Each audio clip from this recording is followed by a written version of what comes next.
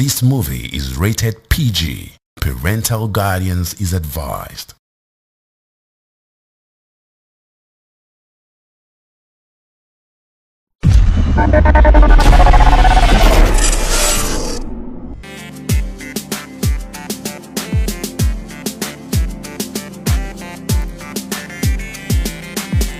Welcome to my family, where there's love and peace and harmony. Lower female, 2020. Welcome to my family, where there's love and peace and harmony. Everybody feel no more fin day. To ba fara we wa ga o le fara gbegba se ni molebi awon baba legba e ma lo sun e ma lo kola bi oju legba yepa won ni mo lana mo ti don kan wo ki la fe se se leyin bai mo ti ton kan wo o lata oniyo mo ti fopo moyo I don't know what to do I want to stand on. Welcome to my family where there's love and peace and harmony. Lower female, 2020. Welcome to my family where there's love and peace and harmony. I'm just a very nice guy, very innocent guy. Call me.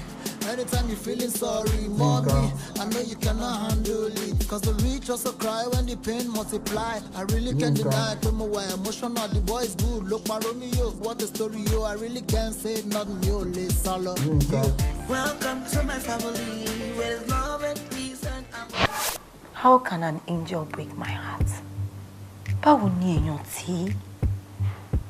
èèyàn tí ó máa ń múnú mi dùn ṣe máa wá di ẹni tó ń bà mí nínú jẹ́. Nígbà tí mo ṣe mọ̀, he was a saint. Ìṣe ló máa ń tọ́jú mi, ó nífẹ̀ẹ́ mi, ó ń dáàbò bò mi, ó máa ń kọrin tó ń mú orí mi wú tó ń múnú mi dùn lálẹ́ alẹ́ fún mi. Àmọ́ ìsìn ẹrú ẹ̀ ni mo jẹ́, ọkàn mi dẹ̀ wà lọ́wọ́ ẹ̀, nǹkan tó bá òun ló lè fi ọkàn mi ṣe. Ṣẹ́yìn náà ti wá rí ìdí tó ṣe máa ń ṣe mí bí ẹni wípé kí n mú ọ̀bẹ kí n dẹ̀ pa. Everybody feel no more fin day. To ba fara we wa ga o le fara gbegba se ni molebi awon baba legba e ma lo sun e ma lo kola bi oju legba yepa won ni mo lana mo ti don kan wo ki la fe se se leyin bai mo ti ton kan wo o lata oniyo mo ti fopo moyo I don't know what to do I want to stand on. Welcome to my family where there's love and peace and harmony. Lower female, 2020. Welcome to my family. Hello? Oh, auntie. What's what ni and no? Okay. Actually.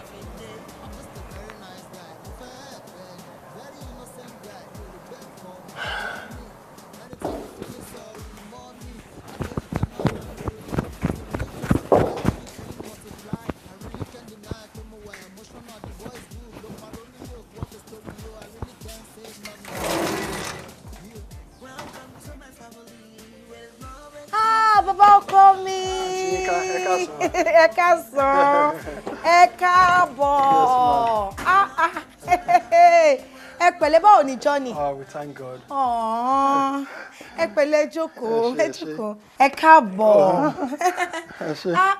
Ẹ pẹ̀lẹ́. We thank God. I mean, I'm just happy pé mo wà ní Èkó, a civilized city. I can imagine. Èmi kò mọ̀ bẹ́ ṣe cope. Fún odidi ọdún kan gbáko nínú village tẹ́ wà yẹn. Ẹ wo, èmi gan mọ̀ pé mo máa survive. Ìgbà tó kọ́kọ́ post mi lọ síbẹ̀ yẹn, I was doing my best pé kó gbé mi wá s'Èkó. Ìgbà tí yóò dẹ̀ bọ́ sí mo gbà ká mú náà ni. Mo gbà yẹn náà nà. And thank God yìí mo dẹ̀ ti ṣetán sí mo dẹ̀ ti wà l'Èkó nìyẹn. Àbí o, ẹ tẹ̀ try, ẹ gbìyànjú. Ṣé kò wà too stressful ṣá? Ṣé mo ní choice ni? Mi ò ní choice. Ìgbà mi gan ká tó ró mi mú. But what can we do? Oh, thank God. Welcome back. Me ò expect in tell but now that you are here, no problem. Nǹkan tí mo máa ṣe ń sìn ni pé mo máa pè ọmọ ọ̀dọ̀ mi. I'm going to see guest room. Ẹ lè freshen up. By the time tí mo fi ṣe tán, oúnjẹ yẹn á ti set. Eliza! Eliza! Báwo ni brother mi máa délé láti ibi iṣẹ́? Ẹ wo máa pẹ́ díẹ̀ o because lóru ni tiwọn. Wọ́n máa ń ṣe meeting dòru ni. But he will be back later. Oh yeah, take uncle to his room. Thank you. Ọ̀gá ẹ wá tẹ bá mi ra nǹkan kan wá ẹ ra wàrà. Àṣé mo ní kẹ́ ra wàrà wá nígbà tí mo bá yín sọ̀rọ̀ lórí phone. No, let me help you.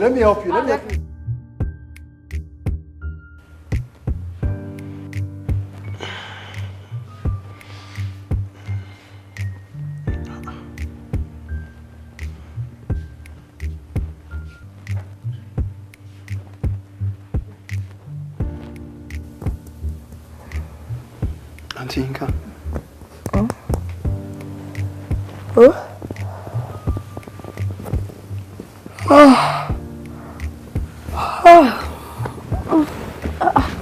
Uncle Tara.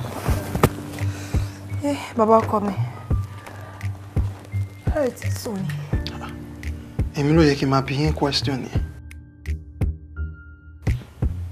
Ó yẹ kẹ́ ti lọ sókè kẹ́ lọ sùn. Mo dúró de ẹ̀gbọ́n yín ni. So, brother mi ò tí délé in time mi. Ní 11 o'clock. Ṣé ẹ rẹ̀ ti pe fóònù wọn? In fact, mo ṣe ti pè wọ́n láìmọye ìgbà. Ó ring. At a point where it's máa sọ switched off. But ṣé bó ṣe máa ń pẹ́ǹtà normally lélẹ́yìn ni? Not really, but wọ́n tó dé. Okay, ẹ mọ nǹkan. Ẹ̀yin ẹ lọ sókè sẹ́ kẹ́ lọ sùn. Ẹ jẹ́ kí mi dúró síbí báyìí máa dúró de brother mi. Rárá o. Mo sókè bí ti bá wọn. Mọ̀ pé mi ò tí lè sùn sí nígbà tọkọ mi bá dé. Ojú tí mo ń wo yìí, ojú yìí ó ti tired. Ó ti rẹ̀ yín, àǹtí ẹ̀yin ẹ lọ sùn. Ẹ wá lọ sókè. Ẹ wọ́n kú táyọ̀. Ẹ̀yin kọ́kọ́ lẹ wà very tired. Jẹ́ ìmọ̀ ni, ẹ̀yin tẹ́ ń bọ̀ látọ̀nà jíjí, ó ti rẹ̀ yín gan-an, ẹ ní ìdàtí sùn. Ẹ má worry, máa wò òkè. Ẹ jẹ́ kí mi dúró síbí báyìí, máa dúró, ẹ má worry. Ẹ á máa lọ sókè. Ẹ pẹ̀lẹ́. Ẹ ṣé. Okay, ó dàárọ̀. Ó dàárọ̀. Ó lọ́ máa jí wa rẹ̀. Àmín. Ga.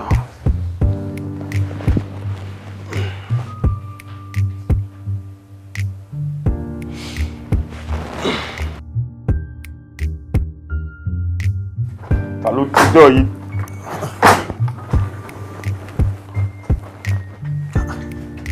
Ọlá ń tilẹ̀ mọ́ mi. Ọlá ń lọ ní.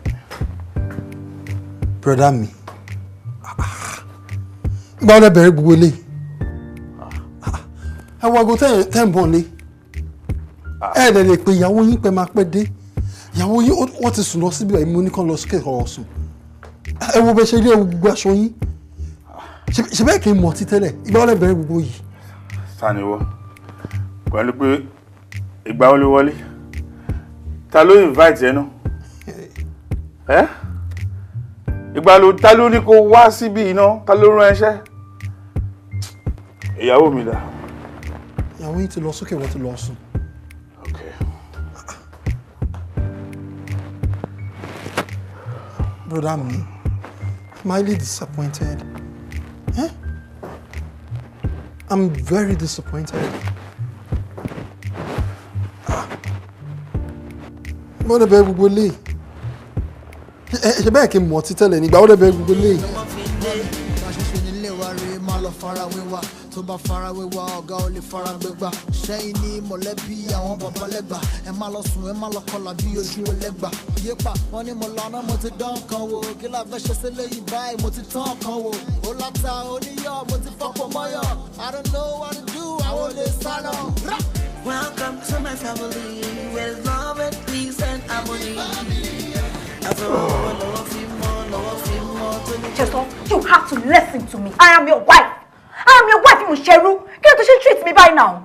You Sheru now. Shason, you will leave me in this house, Laro. Mama, day every blessed day. I have blood flowing in my veins. Me Sheru, you had to listen to me. I was talking to you and you're working out on me. Oh, it has to stop. It has to stop. Inka, I came back yesterday. Didn't I? At what time did you come back? Does it matter? It does matter. It does because you're a married man. Inka, buy your sorrow. Me buy this one. Buy your change the phone. What am I going to go say? Buy your change the phone. What am I buy this one? Darling, you're so cute. Pẹ̀lẹ́ ọkọ mi. Oh, bàbá ọkọ mi. Ẹ ti jí. Ẹ sùn dáadáa. Ẹ pẹ̀lẹ́. Oh, darling, are you just going to leave like that? Hey, you won't give me goodbye kiss. Okay, bye. All right, take All care. right. All right. I love you. Okay, Tayo, I'll see you later, yeah? Okay. Bye. Drive safely. Bye, love. Be careful.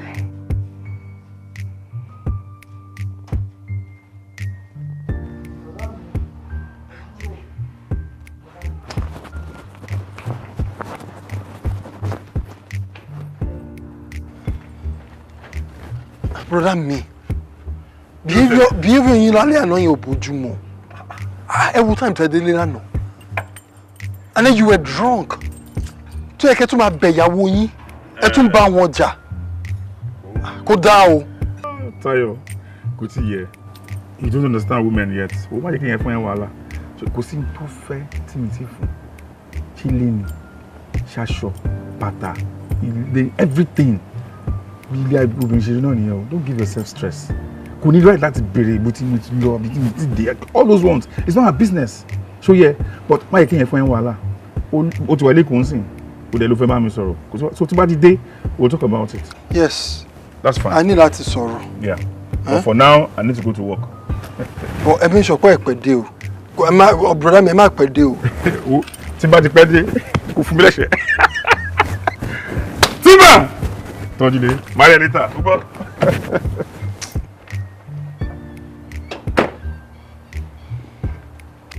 What am I supposed to do?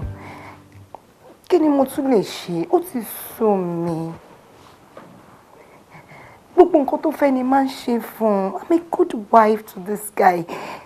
Gbogbo ìgbà ni máa ń support ẹ. Kò sí nǹkan tó fẹ́ kí n ṣe fún òun tí mi ò ń ṣe fún ọ̀rẹ́. Ó ti sú mi. What else does this man want me to do? Gbogbo ìgbà ló máa ń ṣiṣẹ́. Tó bá dé máa wálé, òru ló máa ń wálé. And by the time he gets home, he will be drunk. In fact, mi ò rántí ọjọ́ tí èmi àti ọkọ mi jọ ní serious conversation. Tí bá ń bá sọ̀rọ̀, iṣẹ́ ló máa ń fi mi pè kíni. I don't know what else to do. Like, it's so me. It's so me. I don't know what to do.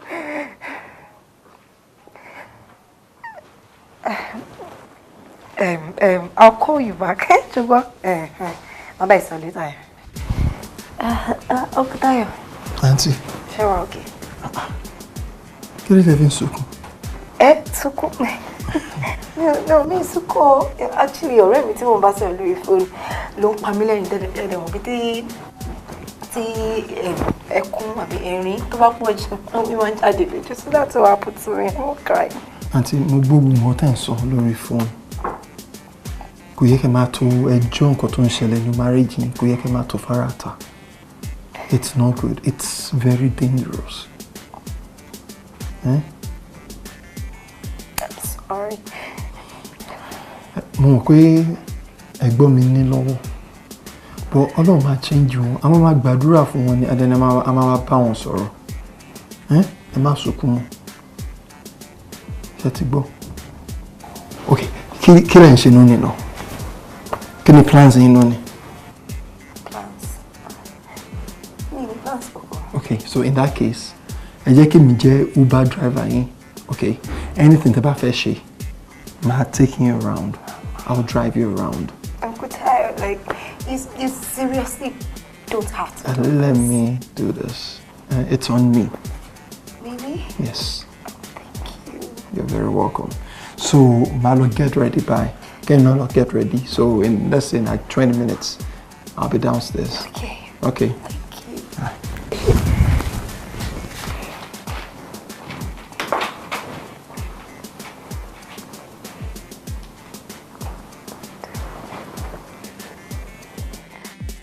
Welcome to my family, where there's love and peace and harmony.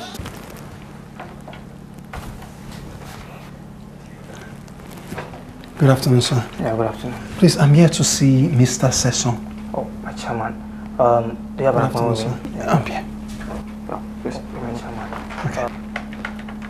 Good afternoon, Hello, sir. sir. Yeah, good afternoon. Oh, what's your name, chairman? Tayo. Yeah, one Mr. Sayo want to see you. Good afternoon, sir. Yeah, good afternoon. Oh, what's your name? Okay, sir. Just the last door by your right. Okay, thank you. Okay, sir. Just the last door by your right. Okay, sir. I was sleeping already. Didn't she? Don't share with mom.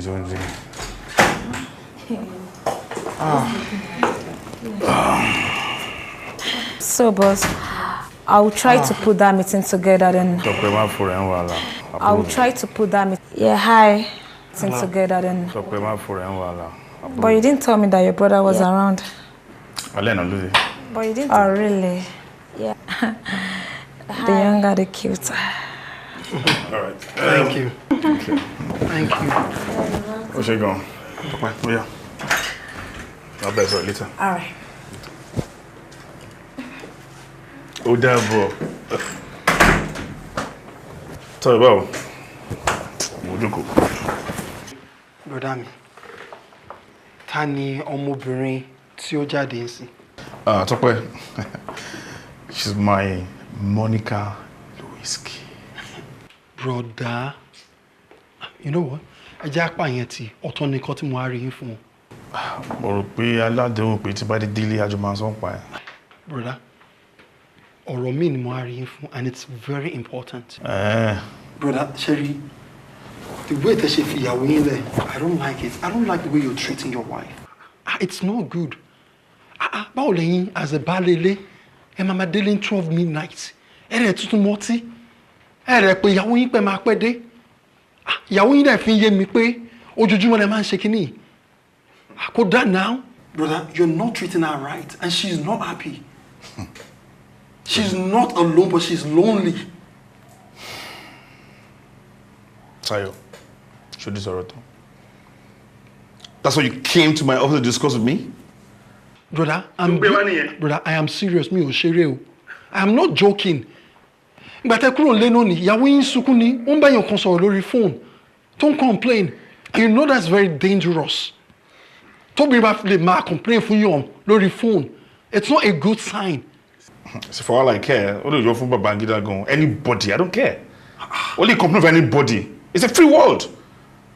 So yeah, she can discuss with anybody. I really don't care. Brother, she's not alone, but she's lonely. She is not happy at all. Brother, kò yẹ kó jẹ́ ruyin lẹ máa ṣe báyìí. Ain't I look up, see? So you can call one thing that I Brother, you don't understand what I'm saying. I don't want to understand. Listen, if that's all you've come to discuss, I think that's just about it. Only that's my lancing. I've got work to do.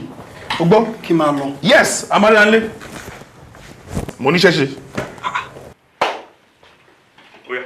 Kimalole. Yeah, I've got plenty of work to do.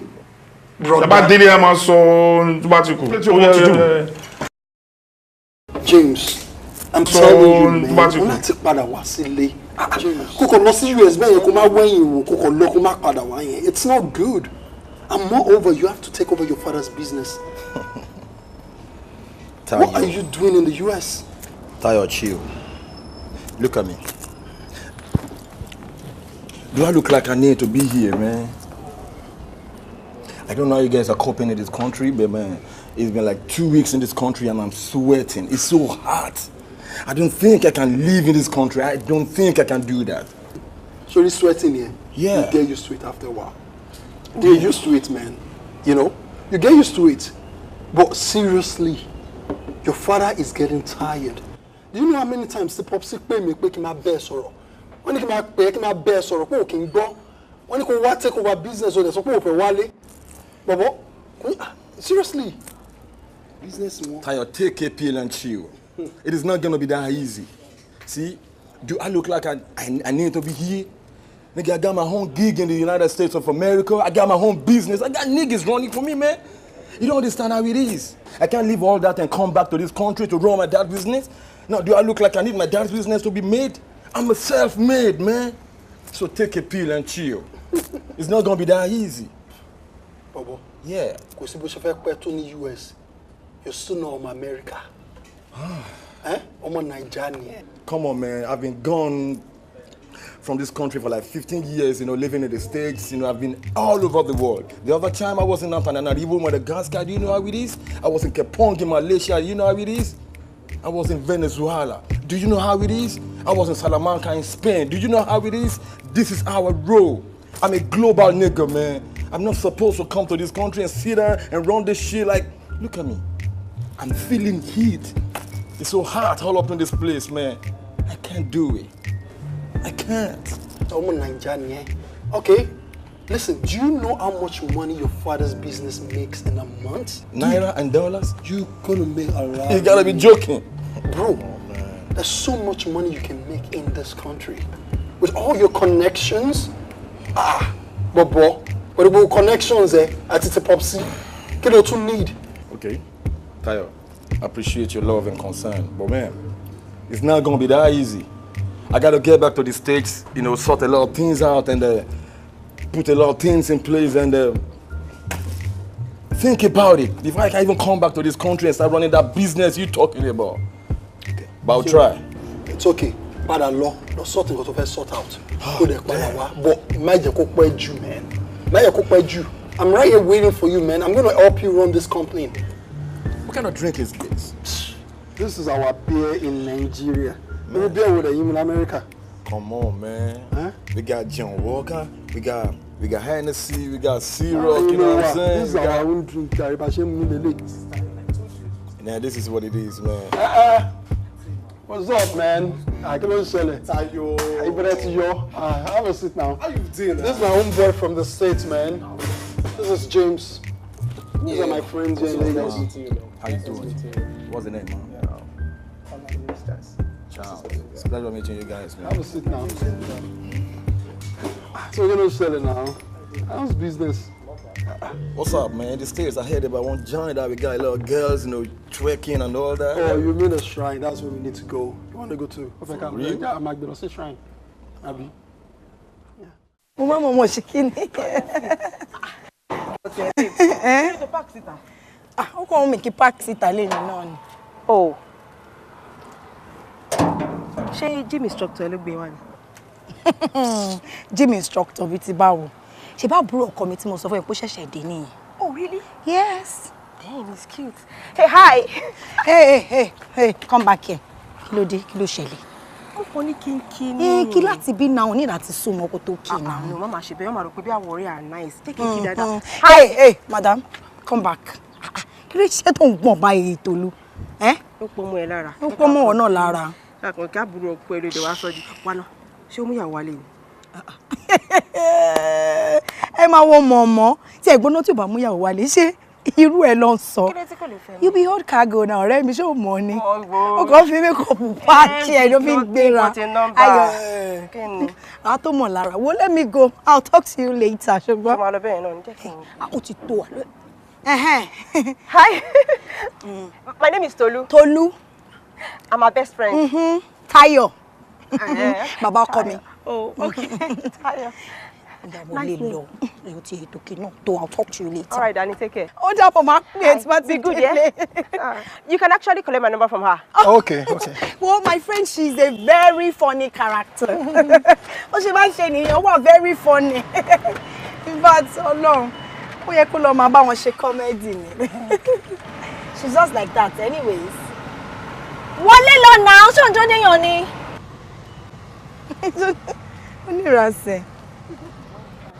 Welcome to my family where there's love and peace and harmony. I feel the hallelujah, no finde.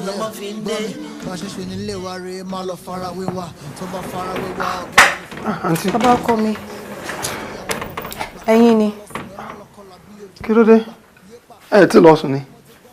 Ẹ̀gbọ́n yín ò ti dé ni o. Mo dẹ̀ ti pè fún wọn títí wọn ò gbé. Mo ti ní pé kẹ́ má máa jẹ́ kí ẹ̀gbọ́n mi kó máa stress yín báyìí. Ẹ wo time now. Ẹ mọ̀ nǹkan, ẹ wá lọ sùn.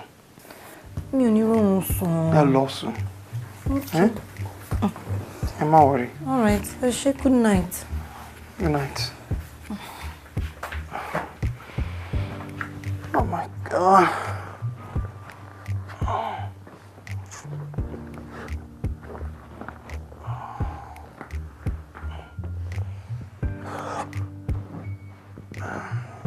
Thank you, brother.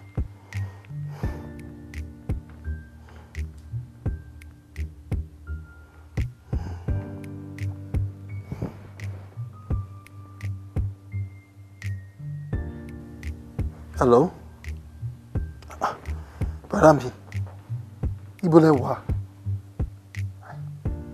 Ṣé mo time to lose her? Ẹ wà níbo? Abuja? Brother mi, báwo lẹ ṣe ń ṣe nǹkan báyìí náà? Ìgbà tẹ́ mọ̀ pé máa travel, ẹ ṣe sọ fún ìyàwó yín, ọ̀kẹ́ pè mí. Hello? Why did I hang up phone?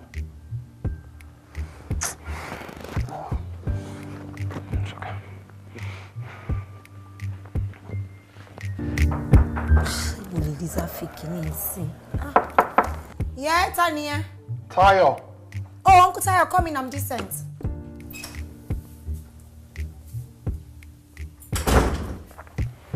Auntie Yinka, mo ṣẹ̀ṣẹ̀ pé brother mi lórí fóònù. Okay. Wọ́n sọ pé àwọn wà lálẹ́ yìí. Wọ́n ní pé àwọn lọ sí Abuja. What? Abuja bíi ti báwo? How? But wọ́n sọ fún mi now. Wọ́n ní pé àwọn ní emergency meeting kan tó come up. So that's why tí àwọn láti lọ sí Abuja. What did you tell me? Ẹ ní láti sunkún. Mo ti sọ fún yín pé kẹ́ má jẹ́ kí ọ̀rọ̀ brother mi máa pa yín lẹ́kún. Ẹ lè para yín now. But at least you should have told me. He didn't tell me anything. He didn't tell me that I was going to Abuja. And he always does this to me. It is not fair. It is not fair. I'm a human being. He can't be treating me like this all the time. It is not fair. It is not fair. And your name keeps treating me like this. He keeps maltreating me. What's up for me now? He didn't tell me he was going to Abuja. Why would he just stick up like that without telling me? I'm a human being, for crying out loud. What is Zumi now? What is Zumi? Uncle Tayo, what is Zumi? If I won't go measure, I will lay down.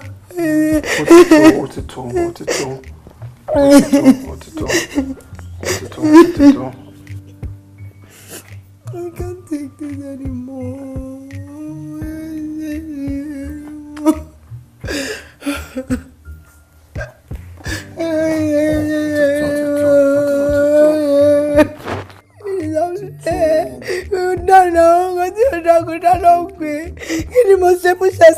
Every day he keeps maltreating me in this house.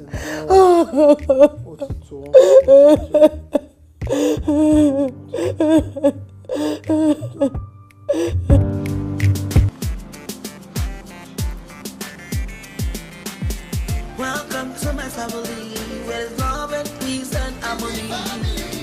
And for our lower female, 2020. Welcome to my family, where there's love and peace and harmony. Everybody feel hallelujah, no more fin day, no more fin day. Níléwárí má lọ fara wíwá tó bá fara wíwá ọ̀gá ò lè fara gbégbá ṣẹ́yìn ní mọ̀lẹ́bí àwọn bàbá lẹ́gbà ẹ má lọ sùn ẹ má lọ kọlà bí ojú ẹlẹ́gbà yépa wọn ní mo lọ́nà mo ti dán kan wò kí la fẹ́ ṣe sílé yìí báyìí mo ti tán kan wò ó látà ó ní mo ti fọ́pọ̀ mọ́yàn. Yínká ẹ mélòó ni mo pè é. Kí ni? Babe, you need to be very, very careful. O ní láti ṣọ́ ara ẹ gidi gan ni. And it's not like anything happened. Ṣó dìgbà tí nǹkan bá ṣẹlẹ̀ ni? Like I should wait till something happen. This guy we are talking about is your husband's brother. I know. Should give me your money. Mama now. And I know I am married. But Ore, I am married and living single. Ọkọ mi ò sínlé. In fact, ìgbà mi nǹkan tó bá kàn ní kó manage kó wà nílé. Ó dàbí ni wípé kò sínlé ni because kò ní ìwúlò rárá àti rárá. Ó ti sú mi now. So, àbúrò ọkọ ẹ ló wá kàn. Kí ló tó ń tẹnu mọ́rọ̀ yìí? Nothing happened. Read my lips. Nothing happened. You know, it just made me, it made me feel safe and cared for. And nǹkan tó yẹ kọ́kọ́ mi máa ṣe nìyẹn responsibility ẹ ní bọ̀ kò ní ṣe. In fact, Tolu, mi ò lè rántí ọjọ́ tí inú mi dùn bẹ́ẹ̀ yẹn rí. Darling, it's not like I don't want you to be happy. But nǹkan tí mo ń sọ fún sí ni pé this guy is family. I am scared for you. Okay, take back nǹkan kò ṣẹlẹ̀. Nothing happened. Nothing is happening. But what if? Like, what if something happens? It's me ló fẹ́ bá wa gbọ́. As in, I'm just scared for you. Babe, kí ló ní nílé? Ọlọ́run ebi ń pa mí ló mo ṣe wáyé. Mi ò tí ì jẹ nǹkan kan látàárọ̀. Ọlọ́run. Ṣó ní rice, mo pé favorite mi. Then pẹ̀lú chicken rice and stew with chicken. Then kó bá mi wá juice, orange juice, ìjọ. O ṣé ọ̀rẹ́ mi. I get you. So you can get it. O ṣé. All right. O ṣé. Pẹ̀lẹ́ àbúrò. Oh, aunty mi ẹ ṣé. Mo ní kó pẹ̀lẹ́. Ẹ ṣé. Pẹ̀lẹ́ o àbúrò, pẹ̀lẹ́. Tó ó yẹ kó sì yẹ pẹ̀lẹ́pẹ̀lẹ́ tí mo sọ owó mi dà. Owó mi kí ló dé mọ̀ sí ṣe máa ń ṣe báyìí náà. Ẹran ìrànṣẹ́ máa ná dá gbogbo nǹkan ayé yìí. Ẹ̀ra kí ni ẹ̀yà ní sọ̀ gba ẹ̀yà ní sọ̀ àwo ẹ̀ra gbá. Ara ogun á fún yín tán ẹ̀ ní dáwọ́ yàn padà fún yàn. Ṣọ́ba yín $2 sọ sí ìṣá. Aunty mi ẹ ṣá mọ̀ pé mo ṣe bẹ̀rẹ̀ iṣẹ́ ni. Ẹ kò fún mi time máa sanwó yín náà àti àbá ṣiṣẹ́ ńkọ́. Kí ló máa ṣẹlẹ̀? Ní máa fún yín mi fún yín náà nìyẹn. Àwa fẹ́ lu ẹ pa. Ó ti bá ibi tí máa ń dùn ẹ kékeré. I will beat you mercilessly. Ẹ máa fi ṣẹ̀gbọ́n fún mi náà ni. Aunty, ẹ kú jókòó ma. How are you, ìyàwó mi? Fine, thank you ma. So, kí lẹ fẹ́ jẹ lẹ́ẹ̀kan? Ẹ mọ̀ nítorí pé mo béèrè lọ́wọ́ yín ní àti kan. Ẹ kọ̀ ẹ dá mi lóhùn. Ìsìn tí ọbẹ̀ dẹ̀ ti jìnnà ń sìn, ṣé kí serve mi? Kí lẹ ṣe? Your favorite ma. Ẹ̀fọ́ rírò. What do you like it for? Mo mọ̀ náà. Kí la máa fi jẹ báyìí? Poundo yam. No. Wheat. Mo mọ̀ yín dáadáa. I think wheat is good. I know you. So, I just get. All right, darling. Okay. Yeah. Oh. Are you okay? Yes, I'm fine. I'm fine. Okay. Thank you. Auntie me. Okay.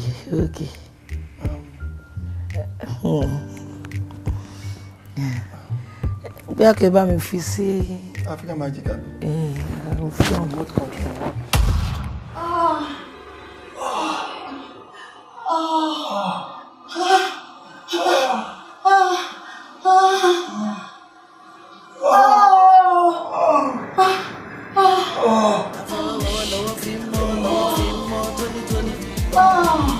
Welcome to my family, where there's love and peace and harmony. Everybody feel hallelujah, no more fin day. Ṣe nílé wa rí máa lọ fara wéwà tó bá fara wéwà ọ̀gá ò lè fara gbégbá ṣẹ́yìn ní mọ̀lẹ́bí àwọn bàbá lẹ́gbà ẹ má lọ sùn ẹ má lọ kọlà bí ojú ẹlẹ́gbà yépa wọn ní mo lànà mo ti dán kan wò kí la fẹ́ ṣe sílé yìí báyìí mo ti tán kan wò ó láta oníyọ̀ mo ti fọ́pọ̀ mọ́yọ̀ I don't know what to do àwọn olè sálọ. Welcome to my family, where there's love and peace and harmony. Lower feel more, Tony. Welcome to my family.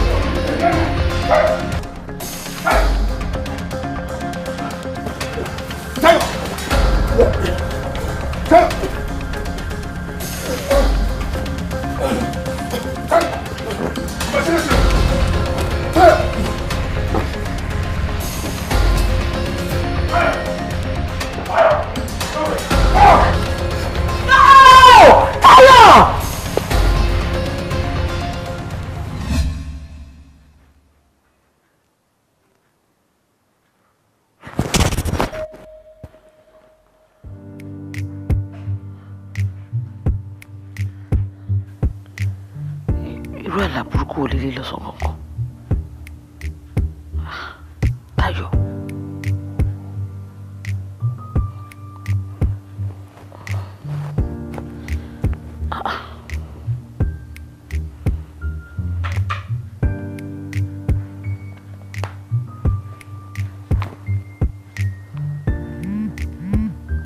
Hello, Táyọ̀. Auntie, I am going to answer you. I'm not taking things too seriously. I mean, seriously. Okay, it's one la ton sin. Kí ni ẹ fẹ́ kí n ṣe? Ṣé mo lè pa brother mi ni? I don't know. Táyọ̀. Tèmi Táyọ̀. Ma. Sori, mo lálàá. Mo dẹ̀ sọ fún ẹ. There's nothing wrong with me telling you what I dreamt of. Kí tó sùn mo gbàdúrà. Ìtọ́nà ọmọdé ti fi hàn mí lójú àlá mi. I don't take it lightly.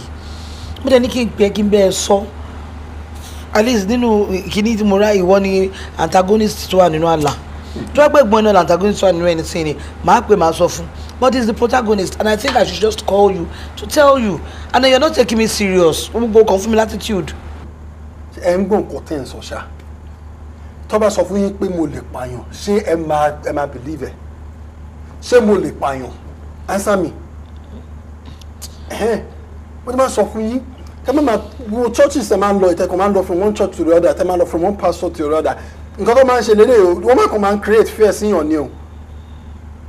Àmọ́ dẹ̀ mọ̀ pé change the church recently. Church wo dẹ̀ wá lọ sí? CNS. Exactly. Ẹ gbọ́ ra. Why tẹ̀sí ni màá láwọn ọ̀la yẹn? Ẹ mọ̀ màá láwọn mo tẹ̀ rò pé nǹkan tó serious ẹ̀ fẹ́ pè mí fún wọn honestly nǹkan tí mo ṣe wáyé. Ṣé eléyìí tó serious kò tó torí? Tó gbọ́dọ̀ tí mo sọ kalẹ̀ kó fi mí jẹ́pà sẹ́nu yorùbá ọ̀rọ̀ mi kò lé sí kò fi ìpò yẹ kó rò. Okay, tó bá ti èrò just pray about it. Please pray about it. Gbàdọ̀ ẹ pé mi rò pé nǹkan tó serious kan ẹ fẹ́ bá mi sọ. Eléyìí ò serious.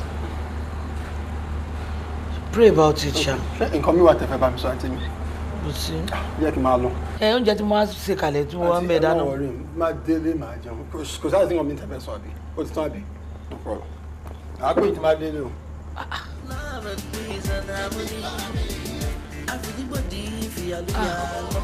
Nǹkan tó mọ imú lára bọ̀dá mi ò dára rárá o.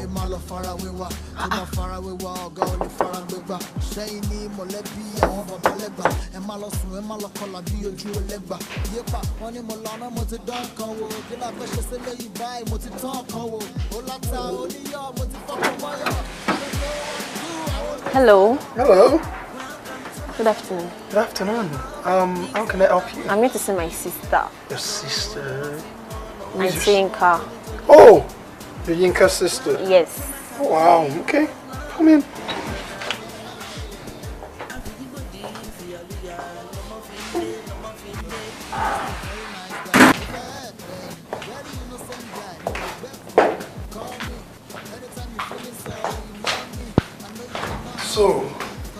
So what's your name? My name is Paula. Paula? Yes. What do you do? I'm a student. Student, okay. What school do you go to? Unilag, University of Lagos. So what are you studying?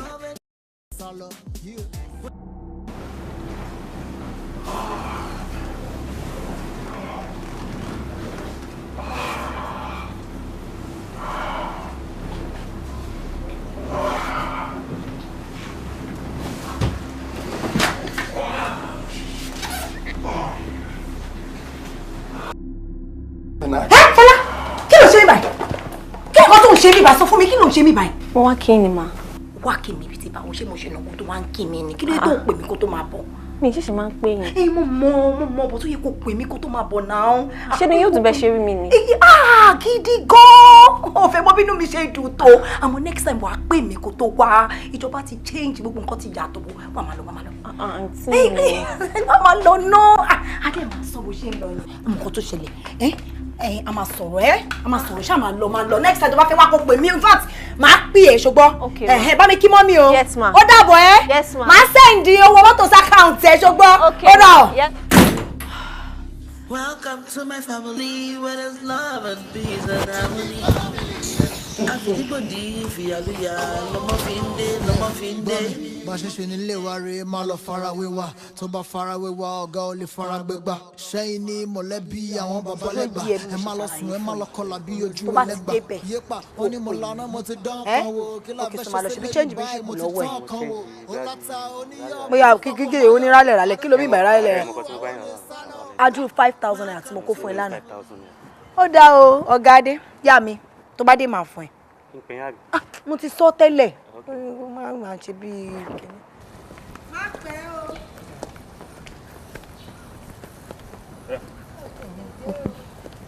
o. Wá máa tí ì lọ. Mọ́mì ẹ ra mà. Pẹ̀lẹ́ o. Ìwọ ń tẹ kí ló tún wá ṣe. So tòótọ́ ló lé àbúrò ẹ̀ dànù. Wọ́n lé mi bí olè ni. Will you keep quiet? Kí ló mean by mo lé ẹ dànù bí ajá àbí mo lé ẹ bí olè? Ṣé mo parọ́ mọ́ yín? Ṣé lè mi bí olè ni? Will you shut up? Àmọ́ mo kí ló dé tó ṣe wá ń parọ́ mọ́ mi tẹ̀lé ń believe ẹ̀? Ṣó ṣe ń wá sílé mi ni kò ṣàṣẹ ń wá sílé mi. Ṣé bọ́ọ̀ ló béèrè sí wípé ṣó padà ni? Ó yẹ kẹ́ béèrè lọ́mí pé kí ló ṣẹlẹ̀. Má dẹ̀ ṣàlàyé fún yín àwọn nǹkan kan ló ṣẹlẹ̀ lẹ́nu ọjọ́ mẹ́ta yìí tí mo dẹ̀ wò pé mi ì fẹ́ kó wà ń bí tó bá ti yá màá wá ṣàlàyé ẹ̀ fún yín. Nǹkan tí mo sọ fún nìyẹn náà. Kí ni o? Kódà gan mo sọ pé màá send owó mọ́tò sí account ẹ̀ fún. Ẹ̀yin méjèèjì fẹ́ sọ ra yín di ọmọ inú Haúsá. Mọ́mì mi ẹ mọ̀ nǹkan tó ṣẹlẹ̀ ẹ jẹ́ ká wọlé ká ti lọ sọ́nà. No, mi ò wọlé o. O ti lé ọmọ. O ti lé àbúrò ẹ̀ o dẹ̀ ti lé mi náà nìyẹn. Mọ́mì mi lé yín. Kò sí wàhálà. Continue ṣó ti gbọ́. Mọ́mì. Jẹ́ ká lọ. Mọ́mì ṣé ẹ ti ń lọ nìyẹn ni? So ó wá parọ́. Tó bá farawé wa ọ̀gá ò lè fara gbégbá ṣẹ́yìn ní mọ̀lẹ́bí àwọn bàbá lẹ́gbà ẹ má lọ sùn ẹ má lọ kọlà bí ojú ẹlẹ́gbà yépa wọ́n ní mo lànà mo ti dán kan wo kí la fẹ́ ṣe sílẹ̀ yìí báyìí mo ti tán kan wo ó láta oníyọ̀ mo ti fọ́pọ̀ mọ́yọ̀ I don't know what to do àwọn olè sálọ. Welcome to my family where there's love and peace and harmony. Àfọwọ́wọ́ lọ́wọ́ fi mọ́ tónítóní. Sir, on behalf of all the staff, I would like to welcome you to Landmark. We're so happy to have you here and we look forward to working with you. First of all, I would like to thank God for making this day possible, And secondly, I would like to thank you for your encouragement and your advice. All along, you've been telling me to come home, assume this office and all that. Thank God. If not for you, maybe I wouldn't have been here today as the MD of this business empire. Appreciate you once again. Then thirdly, thank you so much for giving me a warm welcome. I'm back home. It's good to be home, you know what I'm saying?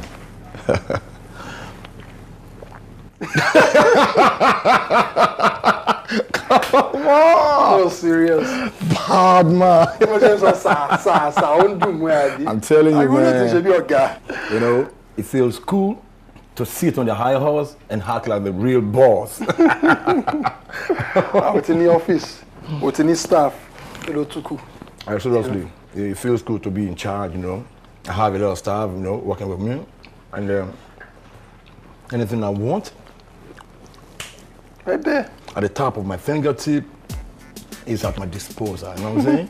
If I want the booty, I will have the booty. Àmọ́ yé ìgbà tí mo dẹ̀ ń sọ fún ẹ pé kò wá sí Nàìjíríà tó ń ṣakọ wọn náà dẹ̀ rí báyìí. Orí everything you want is right here. Nigeria's the best country, you know what I'm saying? I'm telling you. Ever since I've been around, I've been having fun. I've been eating every African dish I actually reach for. You know what I'm saying? So it's all good. Yeah, like that. I'm feeling it. I think we need to celebrate this, Of course. And take me to that spot where those girls twerk. Trust me. I want to see some booty. Sorry, worry booty This is Nigeria, man. Lagos. I'm feeling it. Don't worry. Mo for me another 3 months. Sorry, Google me to blacky. How? In Nigeria. How? Oh, Lord, Obama. That's all about the president. Fine boy, looking sexy. Oh, it's all good. But I got your point right now. But I tell you this. I'm here in this office. I'm here to change the game. And there's no how we can change the game unless we change ourselves. I'm taking this business to the next level. And you know the soldier man go UK dead. Child, I go need patience. She went down and I nearly fainted. She ran back like say she did made that.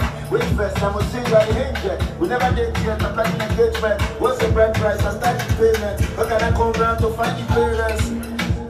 Hello, Damsa, you need to have family. Cheers, darling. Don't please don't focus on your future. First back and beginning.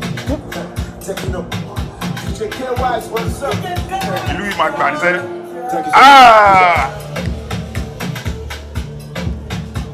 What name are we going to call him? I don't know. Whatever name you choose. What junior must be there? Why would you say him? No. There must be Junior there. No, who told you that? There must be Junior there. Hang on. What if it's a she? And I'm so sure it's going to be a she anyway. Then we'll call her Junior. Yes, I You got Junior. Yes, sir.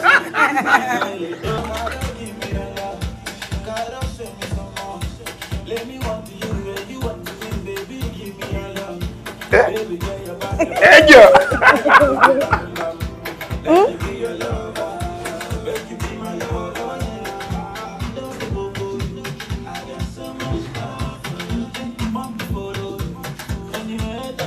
Hey! Yinka, ó máa di bínú gan. Mo bínú gidi gan ni o. Tima! Tima! Hey!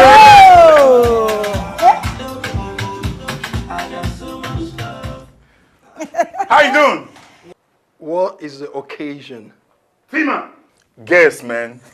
Oh, they like to guess, Tima. What? You know I don't like guessing. You are going to be an uncle. Yes.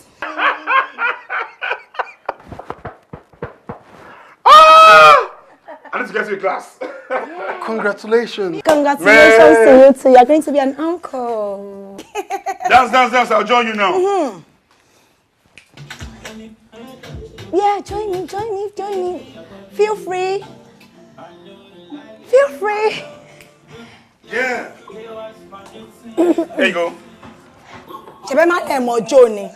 This is the time to show yourself. Yes. Oh, so I'm going to become an uncle. You are going to be an uncle. Yes, I'm going to be an uncle. Oh, Cheers. Cheers. Oh, let me see your steps. Yeah.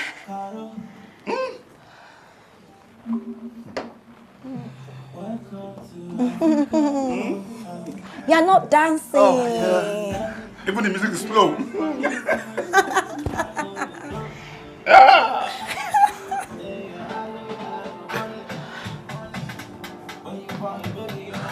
Daddy. Mommy. Uncle. Hey.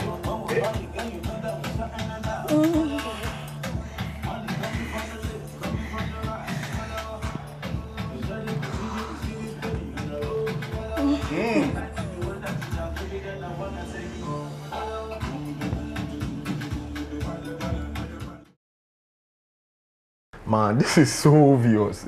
This is your baby. Can't you see that? I am not 100% sure. Don't even come at me like that. You told me they've been married for like 4 years, right? No child. You came along not less than a year ago, right? Now your child is on the layaway. It's a simple arithmetic, nigga. You know what I'm saying? Magbo, Kate Sokwe, Emi Moni Omo. What am I supposed to do? What are you supposed to do? The question is, do you want this baby? Do I want this baby? What kind of question is that? It's very simple, just like 1, 2, 3. Tayo, do you want this baby? James! Magbo go to son now. Listen, man, it's not about if I want this baby or not. Kate wa sọ pé mi mo ni oyún yìí. Èmi kọ́ ni mo ní ẹ tí ó ń gbé oyún yìí. You're shouting. You're yelling. This is an office. James, etí wo ló fẹ́ bá mi gbọ́? Bí mo fún ìyàwó ẹ̀gbọ́n mi lóyún? What be me question? Do I want this baby or not? Now the thing is, do you want this baby or you're ready to throw this baby away just like that? That is the question. It wasn't mine to begin with. It wasn't mine to begin with. Oh, God. Calm. Man, calm down. Tayo, I'm your friend, right? And you can trust me. This is what you're gonna do. You're gonna call this woman, sit her down and tell her the same thing we have been saying since. Sit her down and say what? Tell her this conversation we are having right now. James. Yeah.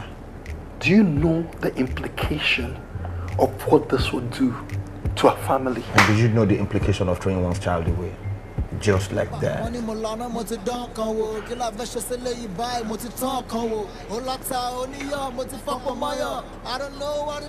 want to follow. Welcome to my family, where there's love and peace and harmony.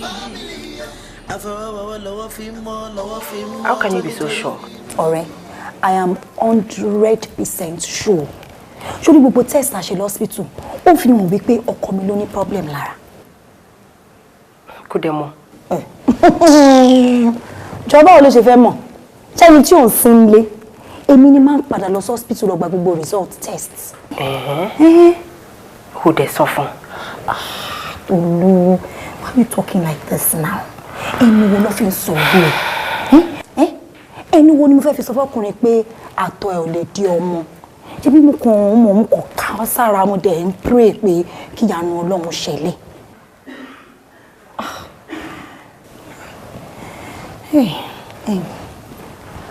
Ọ̀rẹ́ mi kí ni kí n ṣe? Kí ni kò ṣe? Ọ̀rẹ́ ò fẹ́ yé mi o. Nígbà tá à ń sọ pé kí ni máa ṣẹlẹ̀. Òní kò ní ṣẹlẹ̀. Ó dẹ̀ ti wá ṣẹlẹ̀ nìyẹn.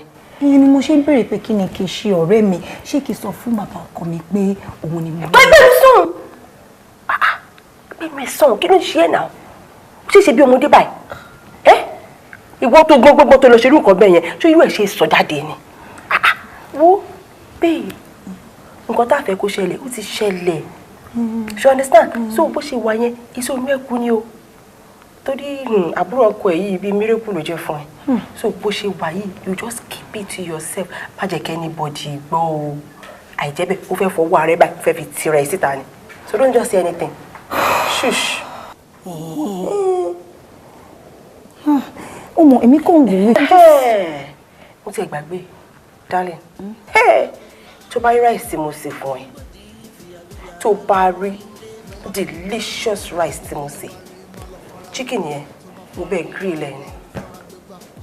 The juice o lè believe it. In fact what's in your blog? I jẹ rice. Mo ń bọ̀.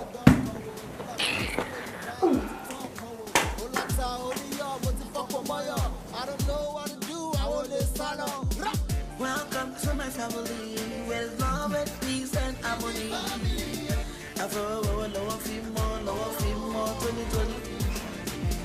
Welcome to my family, where there's love and peace and harmony. What's up? Guess I think I'm so lórí phone. Ẹ̀gbọ́n ẹ̀. Ara ni. Ó ti ẹ̀ mọ̀ nǹkan tó ń bá mi sọ lórí phone. Òun ò ní lè wá lélẹ̀ ni o. Torí òun lọ sí Abuja as usual. Like I care. Ìgbà tó wà nílé gan-an jọ nítorí Ọlọ́run kí ni ìwúlò ẹ̀ lẹ́yìn tí ó wúlò. Tí ò ní nǹkan tó ń ṣe fún mi. Wọ́n rojú òṣì. Ó ń pẹ́. Ish. Who is the father?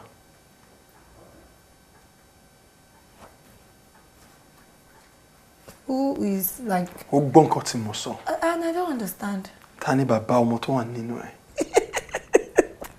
Like, what sort of a question is that? Your brother, of course. Liar! You are a liar. You are a liar. Onírọ́ ni ẹ́. Ṣé o rò pọ̀ dẹ́ ni mí ni?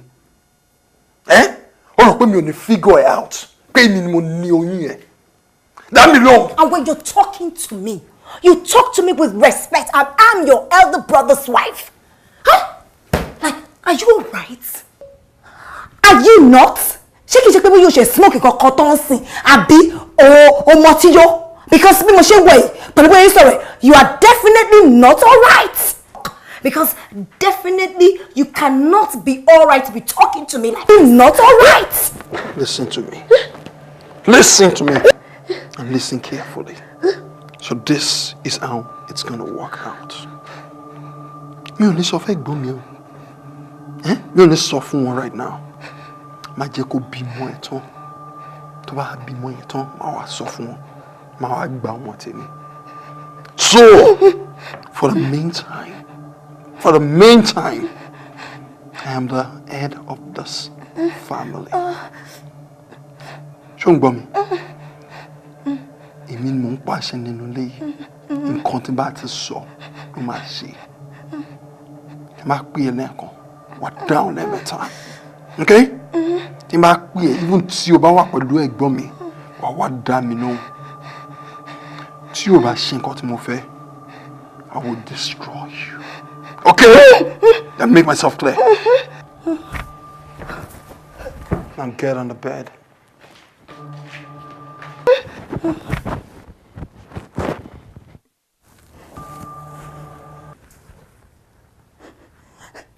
I'm coming.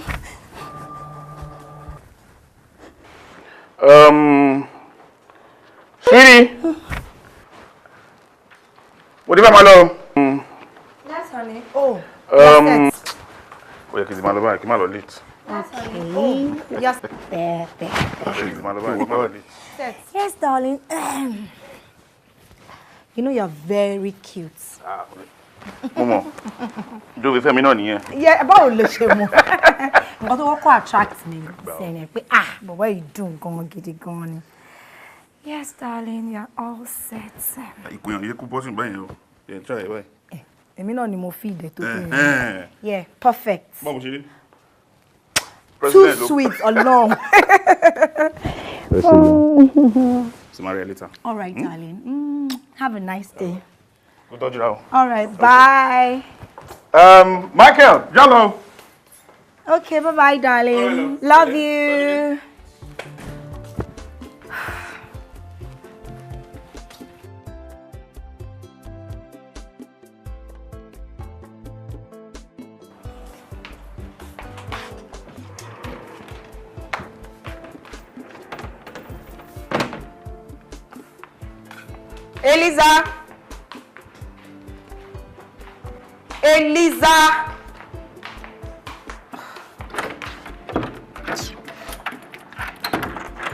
Eliza.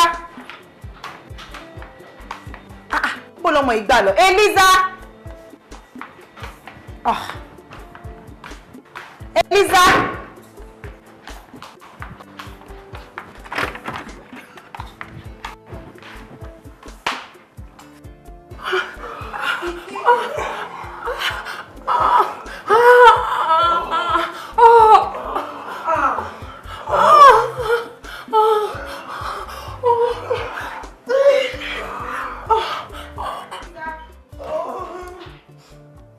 What? What is going on here? I'm not giving bad chair. Kí ló rò pé ń go on bíbá? What is in war? Get out, John! I said get out! Auntie. What? Auntie what? Kó sì jáde. Sense. Kò lè ṣe ọkàn fún ẹ. Kò lè ṣe ọkàn. Má worry. Ṣé mo tún mọ̀ ní màá máa rí ẹ? Tó bá lé ẹ máa máa rí ẹ. Don't worry. Let me finish. Okay. All right. Oh, let me finish.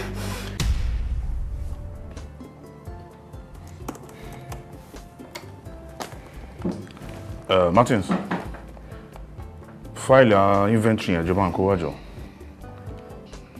Yeah, méjèèjì. Ọ̀ṣẹ́. Topsy.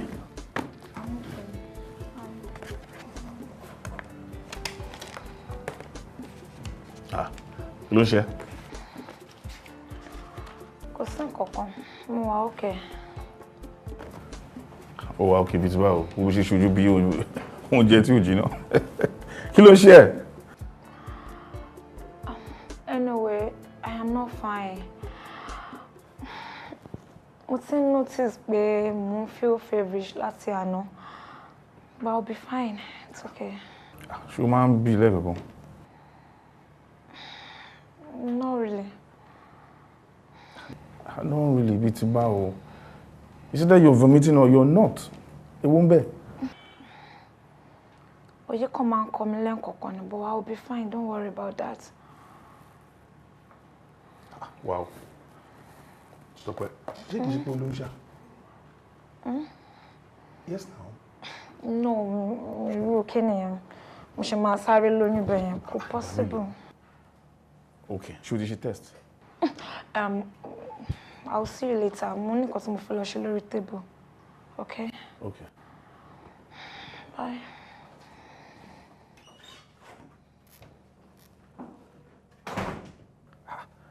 Ṣé kìí kọ́ ọmọ yẹn tí ló ń ṣá?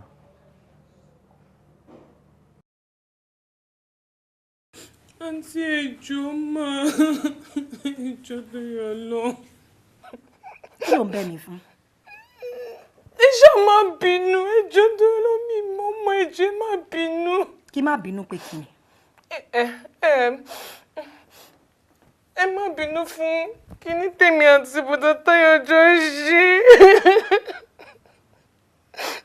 Eliza. Má. Ṣé mo fìyà jẹ inú ilé?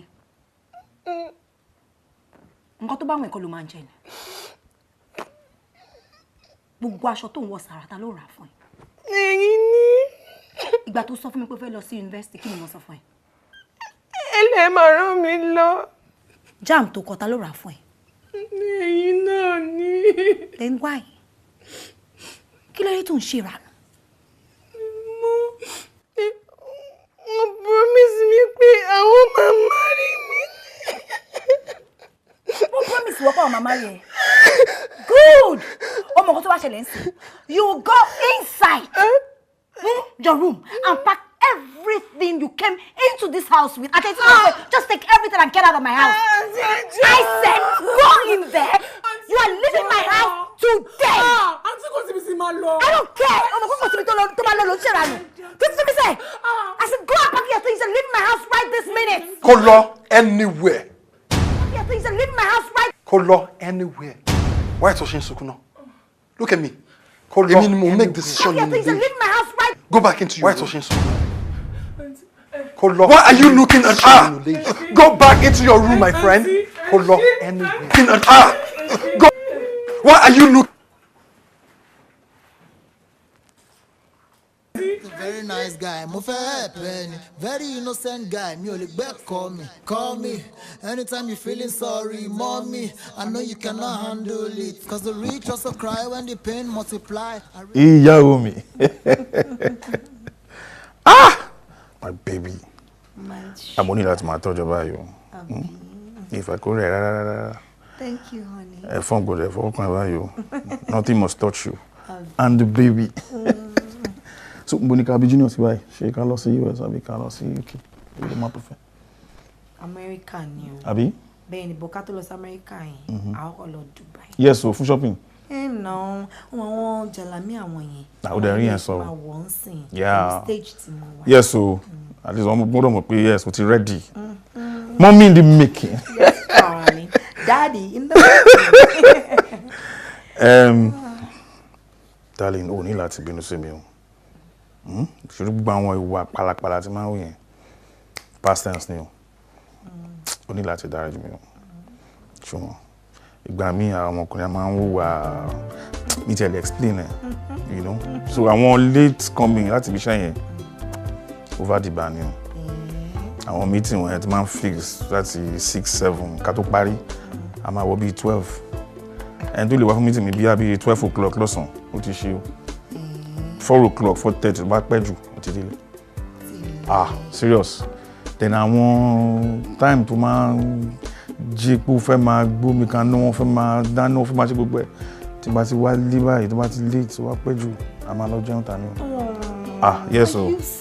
Yes, so me my friend wala o. You know? Then Papi T gan o ma ba mi sọ̀rọ̀ gan. O ní stage tí àǹtí wà báyìí ṣe wo mama wa late no ma tọ́jú ẹ ma ṣe gbogbo alo ma ba mi sọ. Bí pé yon fa etí ẹ̀gbọ́n ẹ ni. Baba ko mi nice. Ah, o nice gan. Àbí yo ba ti yo parọ́.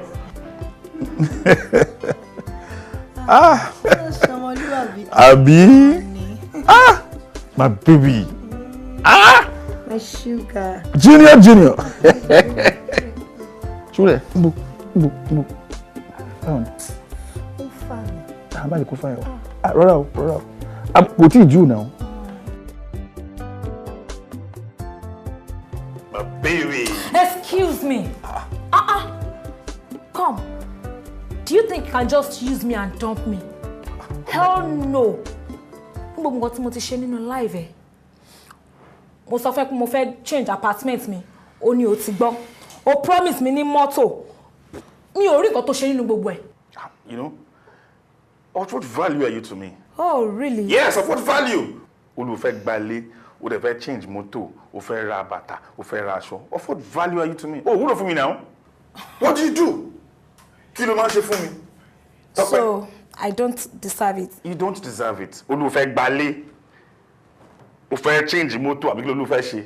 O fẹ́ Tọ́pẹ́. Ìdánwò tí mo fún ẹ gan, o tún fail ẹ. Shut up, kò gbẹ́nu ò ṣe dànù. Wá, dúró síbi tó dé yẹn. I could not give you what? Tell me, if your eggs are working, ó yẹ kí n ti bímọ fún ẹ by now. Mo bá mi sọ jack shit. Tọ́pẹ́.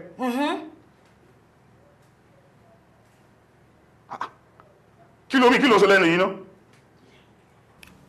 Ó gbọ́ mi dáadáa. Ọkọ lọ bí gọ́gù. Wá aṣọ fẹ́ gbọ́. Mi ò kí ń ṣe àgàn. Ìwọ gangan ní àgàn. Ìwọ gangan ló lè bímọ mọ́. So má rò pé bí abébì ni mi àbí mi mọ̀ nǹkan tí mò ń sọ. Oh no, you need to check yourself. Oh really? Of course, because ìyàwó mi tó wà nílé, ó ti lóyún mi kan sọ fún ẹ. Ó ti lóyún, she's 3 months pregnant. I just didn't let you know. So you need to check yourself. Now I can see that you are a big fool. Yeah, big fool òun ni ẹ́. Tọ́pẹ́. Yes. Èmi náà. Ṣó fẹ́ gbọ́? Oyún tí ìyàwó ẹ nìyẹn. I am very sure pé ìwọ kọ́ ló ní. Á dá kó lọ lé kó lọ bèrè lọ́wọ́ ẹ̀ pé bó ló ti gbé oyún wá. Ìgbà tó jẹ́ pé every time iṣẹ́. Test tèmi àti ẹ lọ ṣe the other time. Bọ́dà láti bèrè result ẹ̀ lọ́wọ́ mi. Abo bèrè. No. Doctor jẹ́ kó yé mi pé èmi ò ní problem. Pé ìwọ gangan ló ní low sperm count. Pé o ò lè bímọ. So ìyàwó ẹ lọ bèrè ibi tó ti rí oyún. Tọ́pẹ́, that's just about it, okay? I've had enough. You are fired. Call office me. Calm down, Mr. Man. Mi ò ní fi office ẹ sílẹ̀. Kí ló ní? Tell me, kí ni èrè office ẹ gbogbo owó tó ní tó ní ọmọ tó máa jèrè ẹ̀ later in future? Má fi sílẹ̀ o. And you too, you are fired. Because mi ṣe wá nìkan tí mo fẹ́ fi office àti wọ́ fúnra rẹ̀ ṣe. So to hell with you.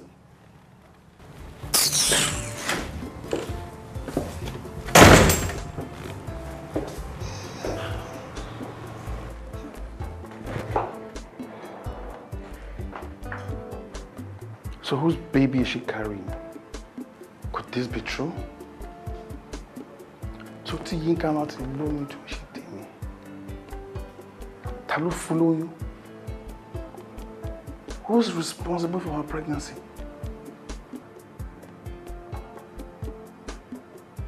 Who's responsible for her pregnancy? Ta ló fún lóyún? Sheson, based on the test tí mo ṣe fún ẹ, chance pé o lè fún obìnrin lóyún is less than 10%. Wálé. Ṣùṣọ́. Sheson, I'm your family doctor. Kò dẹ̀ ń ṣe ní kí n ṣàná. Mo mọ̀ pé ó máa hard fún láti bèrè, but wọ́n láti calm down ni.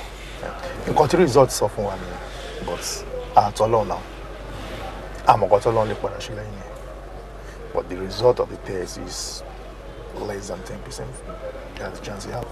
So, tí n bá lè fún obìnrin lóyún.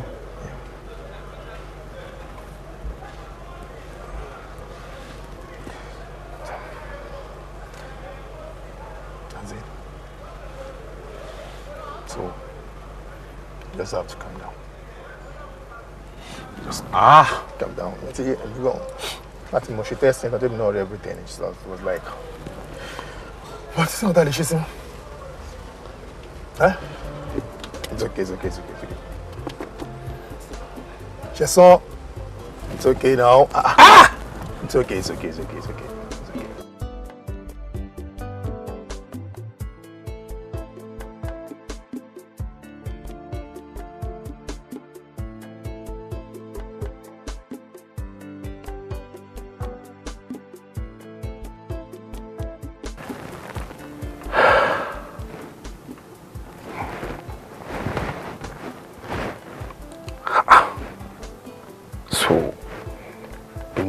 Tí n bá jáde bá máa ríra mi gẹ́gẹ́ bí ọmọkùnrin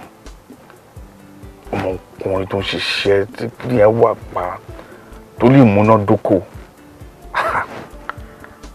àṣebi lè fún bí lóyún. I'm useless. Ìtumọ̀ ẹni ẹ̀ náà mo useless. So ìbéèrè tó wà bẹ́ẹ̀ ni pé tí n bá wá lè fún obìnrin lóyún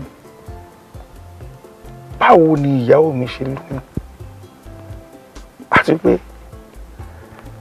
Tọ́pẹ́ tó lóun lóyún fún mi lọ́fíìsì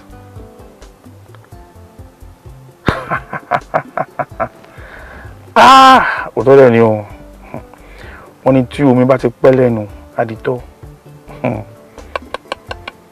tó ń ṣe mí yìí kì í ṣe ọ̀rọ̀ ìta o inú ilé ni o ó dà pé kòkòrò tún jẹ mí báyìí àṣẹ inú ẹ̀fọ́ gangan ló wà Ṣẹ̀san tiẹ̀ báyìí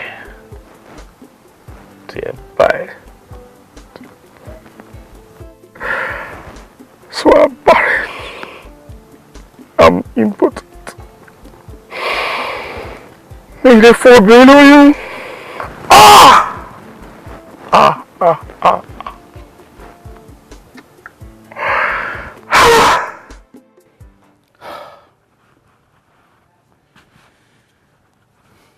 You know, ó yẹ kí n pa ẹ́ méjèèjì. You, my brother, and my wife in my house, and I didn't notice. Let me ask you, was this on my bed? Show matter ni. Edamino, doesn't matter. But you're rebel láti ṣe tàbí in the kitchen, or better yet, on the couch. Doesn't matter. Tayo, if I hear one more word from you, I'm not shaking me. Brother me, about don't rewo, you have yourself to blame. So, you're telling me it's my fault? It's my fault? And thank God she got pregnant. Thank God she got pregnant. At least, mo ṣe nǹkan tẹ́yìn ò lè ṣe. At least, your economy àti yín máa continue orúkọ family. Eh? You know, I ought to kill you. But no need. Tayo. Please. You want to have your cake and eat it too? You know, there's no way I will not kill you. But necessary. You want? Yes! Ẹ mọ̀ kí ló máa ṣe? Ẹ máa gbé mic. Ẹ máa lọ announce pé kí ló ṣẹlẹ̀ pé ẹ̀yin ẹ lè fún ìyàwó yín lóyún, àbúrò yín ló fún ìyàwó yín lóyún. Ẹ lọ announce ẹ fún gbogbo ayé. Ká gbọ́ nǹkan tó máa sọ pa yín. You have to be ashamed of yourself. You are a bastard. Okay. At least your wife kept it in the family. At least ọmọ yìí ẹ̀jẹ̀ yín ni. Congratulations. You're going to become an uncle. So, let me tell you guys how this is going to work. Kini is simple now. Ẹ máa sọ fún àwọn èèyàn pé ìyàwó yín travel out ó lọ bímọ. Tó bá dẹ̀ ti bímọ náà tán kí ló máa ṣẹlẹ̀? Máa gba ọmọ tèmi. And then you have your wife back. And then you guys will be happy once again. Ìwọ tó bá dẹ̀ wù yín, kẹ́ sọ fún àwọn èèyàn tó bá ń béèrè ọmọ lọ́wọ́ yín kò kàn ní. But jẹ́ wọ́n á sọ fún yín ní kankan, brother mi. Tí ẹ bá try anything, tí ẹ bá ṣe nǹkan tí ò yẹ kẹ́ ṣe, ẹ máa kàn àbùkù tí ò yẹ kẹ́ kàn. Mo sọ fún yín, but ẹ bá cooperate pẹ̀lú mi, everything might go smoothly. And then all of us will be family again. This is going to be so much fun. So much fun.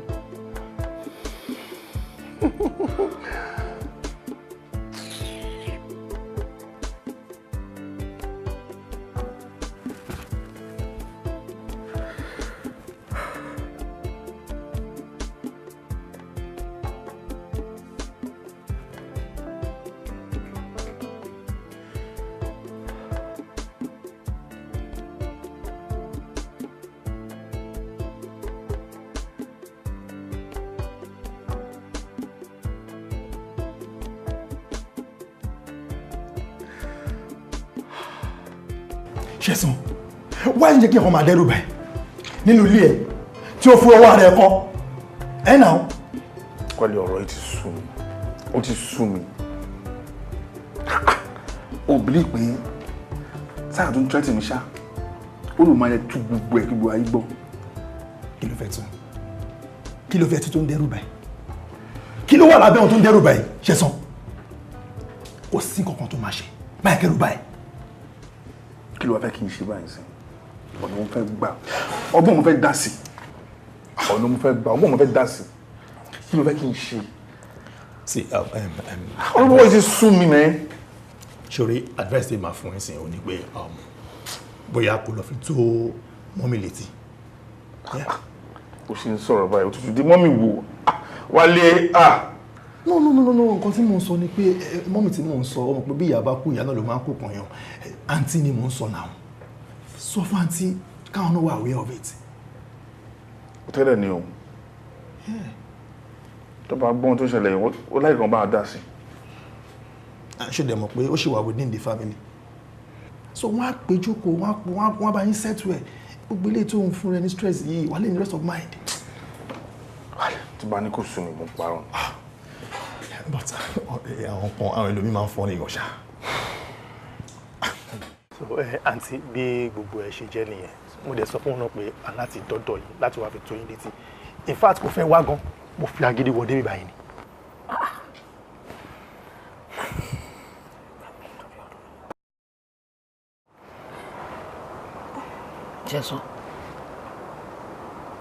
Ṣẹ̀san. Àǹtí ń bẹ sọ̀rọ̀. Táyọ̀ ṣe tó tó yìí àrà tó tó yìí ẹ̀ ń ṣẹlẹ̀ nínú ilé yín yẹn ẹ̀ẹ́dẹ̀bùnmí gbọ́ òfin kò yẹ kó pè mí lórí kó bá tẹ̀lé wá sí kó pè mí lórí aago kó sọ fún mi pé ní tó yìí ń ṣẹlẹ̀.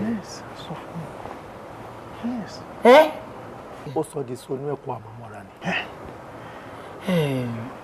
Wálé wọn ṣe ń jàre ọkọ mi ojú ò mà ní tiẹ̀ ojú ò mà ní tiẹ̀ ò mà ní rí dààmú irú eléyìí ò mà ní ṣẹlẹ̀ nínú ilé ẹ̀ wá máa lọ báyìí alátiṣe mi a máa ti ṣàrẹ.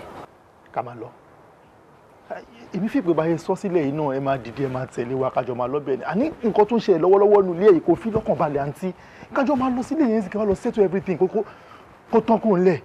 ọ̀pọ̀ wà kí n wó ruru káwà ruru ọkọ̀ wó ruru káwà ruru. nǹkan báyìí la máa yọ ẹsẹ̀ kúrò nínú ẹ̀kú so ẹ̀yin máa lọ alátiṣe mi a máa ti ṣe ara ẹ̀. wá ètò wa ń wò mí bẹ́ẹ̀ ṣé ìbá ṣe wá sí ìbá yóò dá ni ṣé kò dá ni nǹkan tí mo ṣe ò dá ni Ṣẹ̀san ṣé ibi ṣe wá bí ò dá. kéèyàn gọ̀ báyìí kéèyàn wà kéèyàn kọ́ gọ̀ gbogbo nǹkan báyìí bọ́dá mi kẹ́lẹ́ lóyún jẹ gbogbo nǹkan báyìí ló fi jọ ìyá ẹ̀ gọ̀ǹgọ́lù.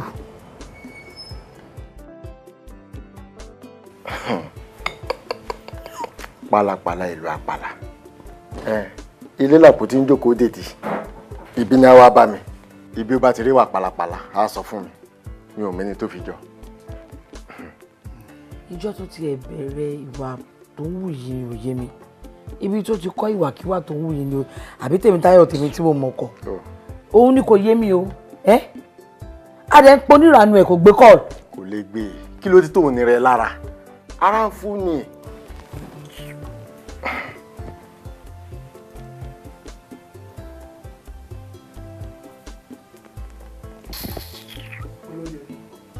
Ẹ káalẹ́ sà. Àǹtí mi.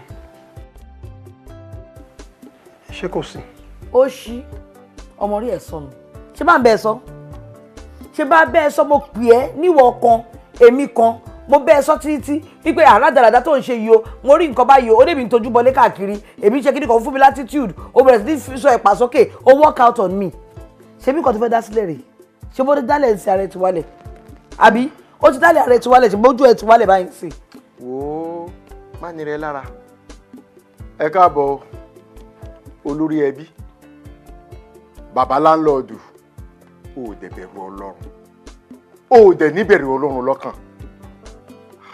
Ojú gbà mí ti fún ẹ. Ó yẹ ní gbogbo kó dáwọ́ àrùn kó yàtọ̀ ọ́lé. Kó tiẹ̀ kó jẹ́wọ́. Ó wá sọ̀rọ̀ ẹ̀dọ́ lọ́rùn kalẹ̀. Ó wá ń ṣe nǹkan tó wùn ẹ́. Ó wá ń jayé kò sẹ́ni tí á mú mi. Ó rántí àtúbọ̀tán. Táyọ̀, ó bẹ̀rù àtúbọ̀tán bó tilẹ̀ wù kó kéré mọ́. Bóbìnrin ṣe pọ̀ ń ta tó. Ó wàá róbìnrin mi. Ó wá jẹ́ pé ìyàwó ẹ̀gbọ́n ló wá kù tó ń gùn lẹ́ṣin. Ó tún wá gùn títí.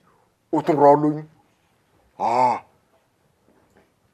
Gbogbo ohun tó yẹ kó fi lọ́pọlọ, tó yẹ kó fi ní common sense ló ti fi ga. Ó kàn gàgà òsì kò sọ́pọlọ kan lórí ẹ. Ẹ lágídí wèrè. Agídí ìyà tó ń kó bá ẹ lọ nìyẹn. Onírànà lọ́gbọ̀nlọ́gbọ̀n ṣọ̀ọ̀ṣọ̀ ló ń gó ṣíléwọ̀ òpònú aṣẹ́wó olè.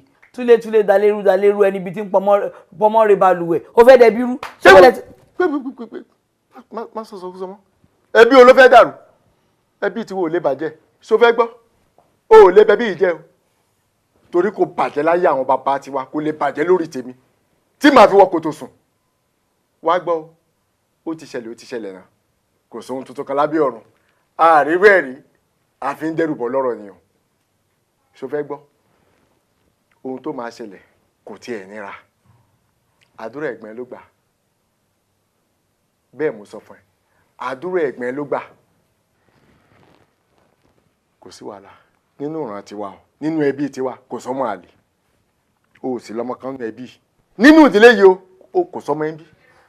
Ọmọ ẹ̀gbọ́n tiẹ̀ òun lọ́mọ tó wà nílẹ̀ yìí. Wàá wá wọlé báyìí. Wàá kẹ́rù ẹ̀ èyí tó kéré, èyí tó wúwo àti èyí tó fúyẹ́. Ẹ dá padà. Ẹ̀yin àti ta ni? Olórí ẹbí. Ẹ̀wọ̀n má jẹ́ kí n wojú yín o. Kémi wọlé kí n lọ kó ẹrù tèmi kí n kúrò nílé yìí. Àárọ̀ àǹtí mi ẹ rẹ̀ wá bíbá ẹ̀ ń sọ nonsense. Ẹ jọ̀ọ́ please. Mi ò kúrò bíbá without ọmọ tèmi o. Báwo? Owó wèrè ni. Wọ́n ń di ẹni. Tí mo bá ṣépè fún olè ìwọ gbó lọ ṣùgbọ́n ní í ṣe torí alájọbí. Ẹ má ti jẹ́ tí ó lè débi ilé. Èmi ló wá ń gàpá lóye gbèrègbèrègbèrè níwájú ta ni. À ń bẹ sọ òye nǹkan gidi ló rò pé ó ṣe ni. Ìwọ tó yẹ kó máa sunkún kó daṣọ bójú. Ẹ jọ̀ọ́. Ṣé èmi mo kó bá wọn ni? Ẹ dá mi lóhùn. Èmi mo bá tí wọ́n jẹ́ ni. Èmi mo ní kó má lè fún ìyàwó wọn lóyún. Ẹ wá sọ pé ọmọ inú ẹbí. Ọmọ tèmi ò ṣe inú ẹbí ọmọ tèmi lọ́mọ tèmi. Gbà tó bá yá ẹ̀gbọ́n mi wọ́n máa fún ìyàwó wọn lóyún. But for the meantime ọmọ tèmi lélẹ́yìí mi ò dẹ̀ kúrò níbí kankan. Ó dàbí pé ilé Haúsá tọmọkùnrin ti lọ sáàfù tí yà affect ẹ ó ti máa fa gọ́ọ̀mù lọ ẹ ó ti affect ọpọlọ ẹ. Ló ń gbà ní fatafata níwájú wa. Kí ló ń ṣe mú ló ń sunkún orí pàṣẹ bí tì ní? Kí ló ṣe? Mo fẹ́ sọ nǹkan fún wọn ni. Ẹ fẹ́ bá mi sọ, are you blind? Come on, go back into your room. Wo jẹ́ kó sọ̀rọ̀. I said go back to your room, jọ. Táyọ̀ dákẹ́ jẹ́ kó sọ̀rọ̀. Ó yá, n tiẹ̀ kí ló ń ṣe? Mo fẹ́ sọ fún wọn pé mo ti lóyún ni. Eliza, olóyún. Mo ti lóyún. Eliza, olóyún. Ó ti ẹ̀dá báwọn náà. Báwa lẹ́yìn tó lóyún fún. Àwọn. Ẹ wò à ń pò mọ́ agogo lẹ́nu. Dákun ìgbà tó ń sọ̀rọ̀ ṣé ó di ní ẹni ó ò lè sọ̀rọ̀ ni ọwọ́ tí wàá jẹ tó wàá nà ẹ ta ló fún ẹ lóyún gan. Ọ̀nkú Táyọ̀ ni. O tún fọ ọ̀nkú sí Táyọ̀ ló tún fún ẹ lóyún. Mr. yìnbọn Táyọ̀. Yọ̀kọ̀lú kò wá tán bí ìyàwó gbọ̀ngàn sẹ́lẹ̀ ọkọ yọ̀kọ̀lú kò wá tán bí. Wo ti dá. Ibi afẹ́ gbòbì sí òbí ti lálẹ́ wò bẹ́ẹ̀. Ṣebí ọmọ ló ń wá. Ọlọ́run sì ti pèsè ẹ̀. Wàá wá wọlé ẹ̀sìn. Ẹrù ẹ tó fúyẹ́. Èyí tó wúwo wàá kó gbogbo ẹ̀. Wàá wá mọ́mọ́ ọ̀dọ̀ tó fún lóyún. Wàá máa mú nǹkan wàá máa lọ. Wàá fi ṣẹ̀san àtìyàwó ẹ̀ wàá fi wọ́n sílẹ̀ kán máa gbégbé ayé wọn lọ́ba tán. Mr. Fúrúgbìn tó ń fọ́n irúgbìn káàkiri Ọlọ́run ti bá yín ṣe báyìí. Ọlọ́run ti jẹ́ kí èso rere kó sọ sí ibi tí ẹ rò tẹ́lẹ̀. Á wá dà báyìí because you cannot eat your cake and have it. Abẹ́ta kẹ́ wá kí ìyàwó mi. Mama. How are you? Fine, ma. Ṣé wàá okay? Wàá wá wọlé lọ́sùn wàá palẹ̀ mọ́ ẹrù ẹ̀ wàá tẹ̀lé ọkọ ẹ̀. Kòkó ń ṣe bí náà nílé ẹ̀ tẹ́lẹ̀tẹ́lẹ̀ ṣùgbọ́n wá kí wọ́n ní. Ọlọ́dẹ ti bẹ̀rẹ̀ ṣe òtíríṣẹ́ kékeré kan tó ń ṣe tá a máa fi wá ṣéǹjì díẹ̀ tá a fi dé inú agboolé ṣangíṣà gbọ́dọ̀ yẹ pé má rọ̀kọ́ àbájẹ́gúnlẹ̀ ló máa rí face me and face you 2 bedroom ń bẹ̀ fi yẹn bẹ̀rẹ̀ náà kọ́lọ́n tó túbẹ̀ yìí náà sóyè òkè pẹ̀lú ojú kòkòrò tẹ́ ń bá káàkiri ṣebí ojú ẹ̀ ti wálé báyìí sìn ó yá ìdìde ẹ̀ ti wá lọ báyìí kẹ́ ó nílé kẹ́ palẹ̀ mọ́ ẹrù yín kẹ́ mú Mrs. ọmọ ọ̀dọ̀ tẹ́fẹ́ kí ẹ kúrò nulẹ̀. Àṣẹ lọba máa ń pa ọba kan ò dábàá bó ṣe sọ ohun àṣẹgùn gẹ́gẹ́ bí olórí ẹbí èmi wá pàṣẹ lé gbò lọ́kẹ́wẹ̀ àtọmọ ọ̀dọ̀ tó fún ẹ̀bọ́ta. ó bá bọ̀ wá ń wò tó ń gbọ́n sí i má dàkú síbí o. ó ti mú èyí dání. hello Táyọ̀. ní mọ̀lẹ́bí àwọn babalẹ́gbà ẹ má lọ sùn ẹ má lọ kọlà bí ojú ẹlẹ́gbà yépa wọn ní mo lọ́nà mo ti dán kan wò kí la fẹ́ ṣe sílé yìí báyìí mo ti tán kan wò ó láta oníyọ̀ mo ti fọ́pọ̀ mọ́yọ̀ I don't know what to do àwọn olè sálọ. Welcome to my family where there's love and peace and harmony. Lọ́wọ́ fi mọ́ tónítóní. Welcome to my family where there's love and peace and harmony. I'm just a very nice guy. Mo fẹ́ bẹ́ẹ̀ ni, very innocent guy. Mi ò lè gbẹ́ call me. Anytime you're feeling sorry, mommy, I know you cannot handle it. Cause the rich also cry when the pain multiply. I really can't deny it, I'm emotional, the boy is good. Look, my Romeo, what a story, yo. I really can't say nothing, yo, solo, yeah. Welcome to my family, where there's love and peace and harmony.